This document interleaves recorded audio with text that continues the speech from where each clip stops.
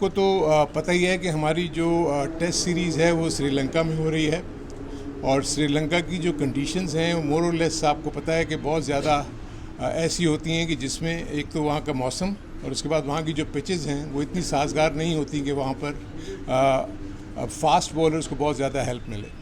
और वहाँ के जो भी हमने पिछले रिकॉर्ड्स देखे उसमें ये है कि वहाँ के स्पिनर्स डोमिनेशन और बैटिंग ओरिएंटेड पिचेस ज़्यादातर बनती हैं। तो जब ये स्क्वाड बनाने जा रहे थे तो ये बहुत सारी चीज़ें डिस्कस हुई और वो सामने आई। और इसमें जो सबसे बड़ा एडवांटेज हमें ये था कि वहाँ पर मिकी जो हमारे साथ हैं, मिकी आर्थर, उनकी जो इनपुट थी वो बहुत ज़्यादा कारआमद साबित हुई, इसलिए कि उन्होंने वहाँ कोच किया हुआ, उनको वहाँ की तमाम कंडीशंस का आइडिया था। तो ये सारी चीज़ों को देखते हुए हमने जो स्क्वाड की फॉर्मेशन की है उसमें आपने देखा होगा कि हमने बैलेंस रखा हुआ है। बैटिंग आपकी काफ़ी स्ट्रांग है, डीप है। आपने ऐसे बॉलर्स को चुना है जो आपको रियल सेंस में पुराने बॉल के साथ अच्छा काम कर सकते हैं, क्योंकि नया बॉल तो बहुत ज़्यादा इतना हेल्पफुल नहीं होता। पुराने बॉल के साथ ही ज़्यादातर बॉलर्स जो हैं वो आउट करते हैं। दूसरी तरफ के स्पिनर्स भी हमने जब वहाँ देखे तो वहाँ पर ना बजाय इसके कि रिस्ट स्पिनर के वहाँ फिंगर स्पिनर्स की बहुत ज़्यादा परसेंटेज है जिसमें वो कामयाब होते हैं। तो इसलिए इन सारी चीज़ों को रखते हुए जब हमने स्क्वाड की फॉर्मेशन की उसमें ये सारी चीज़ें शामिल थीं और उसी के नतीजे में स्क्वाड आपके सामने है। आपके सामने सारा 16 प्लेयर्स का स्क्वाड है। और दूसरे साथ साथ हम एक और चीज़ भी आपको बताते चलेंगे। देखें, हमारी जो फ़िलॉसफी है वो ये है कि हम जूनियर के टूर्स को और ज़्यादा हम करें। आपने देखा होगा कि पाकिस्तान शाइन के टूर्स के ऊपर हम बहुत ज़्यादा ज़ोर दे रहे हैं ताकि हमारे जो वो सेकंड टियर के प्लेयर्स हैं वो भी किसी तरीके से खेलते चलते चले जाएं और उनको एक्सपोजर मिले बाहर। तो इसीलिए अब हमारा जो मिक्स होगा वो सीनियर टीम एक तरफ है और जूनियर यानी हमारी पाक शाहीन एक तरफ है। और उसके बाद कम से कम हमारे पास 25 से 30 लड़के ऐसे हैं जो हर वक्त किसी न किसी तरीके से वो इन्वॉल्व रहेंगे और वो उनको हम एक्सपोज करते रहेंगे इंटरनेशनल इन्वायरमेंट पे, जिससे हमें बहुत बड़ा फ़ायदा ये होगा कि आइंदा के लिए आपको पता होगा कि आपके पास बैकअप स्ट्रेंथ क्या है और को किस वक्त किसने फिल करना है। तो इसलिए आप बहुत सारी चीज़ें ऐसे देखेंगे कि कोई अगर एक प्लेयर किसी एक स्क्वाड में नहीं है तो दूसरे स्क्वाड में आपको नज़र आएगा।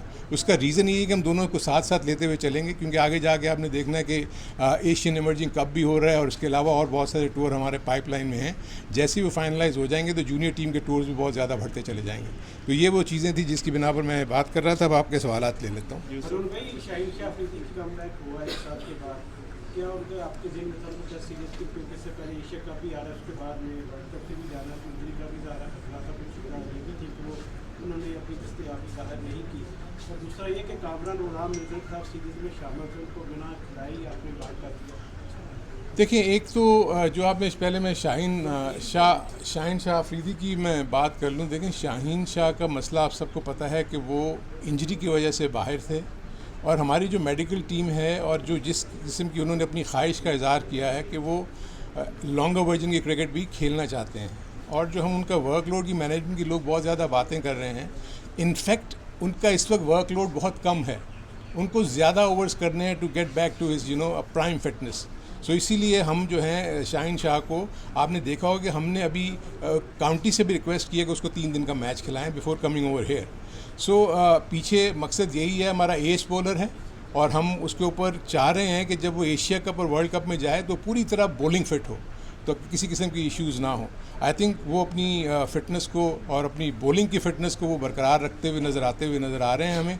और जिस तरीके से वो इंग्लैंड में भी परफॉर्म कर रहे हैं और इंशाल्लाह यहाँ आकर भी जब वो कैंप को ज्वाइन करेंगे और वहाँ श्रीलंका जाएंगे तो इसलिए वो वहाँ पर बड़ी अच्छी कारकर्दगी दिखा सकते हैं। दूसरा आपने कहा कामरान गुलाम।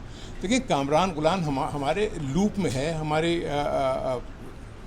थॉट प्रोसेस में है। सो अगर आप देखेंगे कि जब ये चीज़ें आगे चलती चली जाएंगी, आप देखेंगे हमारे पास जो इस वक्त जो बेस्ट लॉट है, इस वक्त हम कोशिश यही कर रहे हैं कि उस लॉट को लेकर जाएं जिन्होंने पाकिस्तान के लिए बड़ा अच्छा पीछे किया हुआ है, ताकि कंटिन्यूटी रहे। और उसके साथ साथ जो भी नए प्लेयर्स अगर अंदर आएंगे तो उनको भी हम साथ लेकर रखेंगे, क्योंकि स्लॉट हमारे पास ओपनर्स हैं। उसके बाद मिडिल ऑर्डर बैटिंग हमारी अच्छी खासी इस वक्त सेटल्ड है। तो इंशाल्लाह उनको कामरान गुलाम जैसे प्लेयर्स और जितने और जो फ्रेंच प्लेयर्स हैं उनको इंशाल्लाह मौके मिलते रहेंगे और वो दूसरी टीमों में आप उनके नाम देखेंगे। अरुण भाई, इससे पहले न्यूजीलैंड का जो स्क्वाड हुआ था वहाँ पे भी स्क्वाड पे कोई इतने क्वेश्चन मौजूद नहीं थे कि कोई डिजर्विंग प्लेयर रह गया हो। यहाँ पे भी हमें कुछ ऐसे ही नज़र आ रहा है। लेकिन सिलेक्शन कमेटी को लेके है कि एक सीरीज़ के बाद ही सिलेक्शन कमेटी जो है वो तब्दील कर दी गई है, और अभी जो सिलेक्शन कमेटी है उसमें हम देखें ज़्यादातर लोग ड्यूअल रोल में हैं, वो टीम के साथ भी अटैच्ड हैं, या अगर कोई जो है वो टीम डायरेक्टर के रोल में है तो वो भी सिलेक्शन कमेटी में है। आप अकेले ऐसे एक चीफ हैं एज ए चीफ सेलेक्टर जो वहाँ पर मौजूद हैं, तो इसको आप किस तरह से देख रहे हैं? आई थिंक इसमें भी अगर आप थोड़ी फ़िलासफ़ी को देखेंगे तो आपको हमेशा से पता है कि जब भी कभी पाकिस्तान की टीम की सिलेक्शन होती थी तो हमेशा से एक डिस्कॉर्ड था कि कहते थे कि जी सिलेक्शन कमेटी और टीम मैनेजमेंट एक पेज पे नहीं है, सिलेक्शन कमेटी और कैप्टन एक पेज पे नहीं है। तो इस सारी चीज़ों को दूर करने के लिए आई थिंक ये इस चीज़ को अपनाया गया है कि क्यों नहीं, हम जिन्होंने टीम को चलाना है, आप जब पाकिस्तान की टीम बनाते हैं तो बेसिकली आप 15 से 20 प्लेयर्स के गिर्द ही घूमते हैं, और उन्हीं में से आपने 16 प्लेयर्स को सिलेक्ट करना होता है, और जो लोग टीम के साथ होते हैं उनको बहुत ज़्यादा बेहतर तरीके से पता लग रहा होता है कि इसमें से कौन से ऐसे प्लेयर्स हैं जिन्होंने आगे जाना है और कौन से ऐसे प्लेयर्स हैं जिनको हम अभी थोड़ा सा बिठा के दूसरे प्लेयर्स को मौका दें। तो इस वजह से ये जो मिक्स है ना, ये आपको पता लगेगा कि आइंदा चल के आप इसको बेनिफिट्स नज़र आएंगे। ऑलरेडी आपने देखा है कि जब से हम ये सिलेक्शन कमेटी आई है, आपने पहले कभी नहीं देखा था कि पाकिस्तान में रोटेशन का प्रोसेस था। अब हम हर प्लेयर को उसके मुताबिक इस्तेमाल कर रहे हैं, रिक्वायरमेंट के मुताबिक इस्तेमाल कर रहे हैं, उसकी फ़िज़िकल फिटनेस की कंडीशन को देखते हुए इस्तेमाल कर रहे हैं, रेस्ट भी उनको मिल रहा है और वो खेल भी रहे हैं। तो आई थिंक इस वजह से मैं समझता हूँ कि ये बड़ा अच्छा मिक्स है। हारून भाई, आपने कहा रोटेशन पॉलिसी के तहत ये प्लेयर सेलेक्ट किए जा रहे हैं, जो यहाँ नहीं होंगे वो किसी और फॉर्मेट में आ जाएंगे। मोहम्मद वसीम को चीफ सिलेक्शन कमेटी से फारिग करके आपको और इस सेटअप को लाने का मकसद ये था कि हम ऑस्ट्रेलिया से होम सीरीज़ हारे, हम इंग्लैंड से हारे और हम न्यूजीलैंड से भी नहीं जीत सके थे।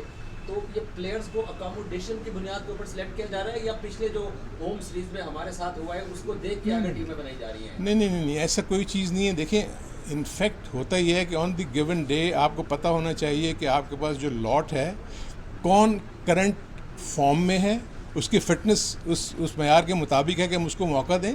कई ऐसे प्लेयर्स भी होते हैं कि जो अगर फॉर इंस्टेंस अगर किसी सीरीज़ में खेले हैं, वो कामयाब नहीं हुए या कामयाब हुए हैं, पता लगा उनके फ़िटनेस लेवल्स गिर गए हैं। सो ये वो सारी चीज़ें जब हम उसको इवेल्युएट करते हैं, उसके बाद जाके हम स्क्वाड की फॉर्मेशन करते हैं। रोटेशन पॉलिसी जो 8 टेस्ट मैचेस का डिबैकल है उसको नजर रखा गया, या रोटेशन नहीं, देखिए वो डेफिनेटली पुरानी चीज़ों के जो रिजल्ट्स हैं वो तो आप सामने रखेंगे ना। जो आप रोटेशन पॉलिसी की बात करें, देखिए रोटेशन पॉलिसी है क्या कि आपने प्लेयर्स के वर्कलोड को देखते हुए किसी प्लेयर को बेंच पे बिठाना है और किसी को लेकर आना है। उसको इस वजह से आप नहीं बाहर बिठाते कि वो आउट ऑफ फॉर्म है या ऐसे है। सो इसलिए रोटेशन पॉलिसी को समझने की ज़रूरत यह है कि वो इसलिए लाते हैं कि प्लेयर का जो वर्कलोड है उसको मैनेज किया जाए, जहाँ उसको ज़रूरत है रेस्ट करने की उसको रेस्ट करवाया जाए, और जहाँ ज़रूरत ना हो हम उसको खिलाएँ, और मुसलसल भी खिलाते रहते हैं। तो ये वो चीज़ें हैं जो जिसका आप सवाल कर रहे हैं।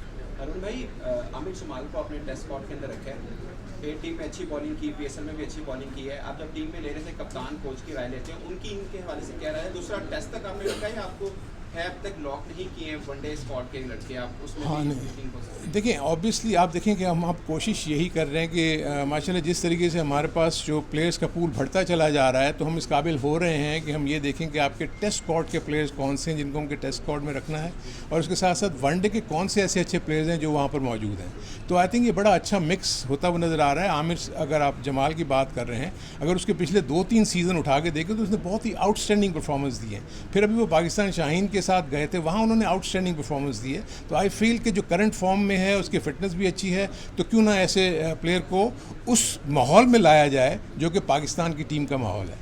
होता ही है कि हमारा जो निचले लेवल के ऊपर हमारी डोमेस्टिक क्रिकेट और इंटरनेशनल क्रिकेट में ऐसे सबको पता है कि बहुत बड़ा खला है। तो जैसे ये प्लेयर्स जब जाके पाकिस्तान टीम के माहौल में आएंगे तो उनको पता लगेगा कि वहाँ रिक्वायरमेंट क्या है, उनको वहाँ अपने आप को मेंटेन करने की और अपनी परफॉर्मेंसेस दिखाने की। सो आई थिंक ये इस वजह से भी हम बहुत सारे ऐसे यंग प्लेयर्स को साथ हम इसलिए भी लगाते हैं ताकि उनको वहाँ का पता लगे, और उसके बाद जब वहाँ से वो वापस आएँ तो वो उसके मुताबिक फिर अपना काम करें, अपनी फ़िटनेस के ऊपर, अपनी क्रिकेट स्ट्रेंथ्स के ऊपर, अगर वो बैटिंग कर रहे हैं या बॉलिंग कर रहे हैं। सो ये एक पूरे का पूरा एक थॉट प्रोसेस है जिसको लेके हम चल रहे हैं। लास्ट क्वेश्चन जी, हारून भाई बताइएगा कि अजहर अली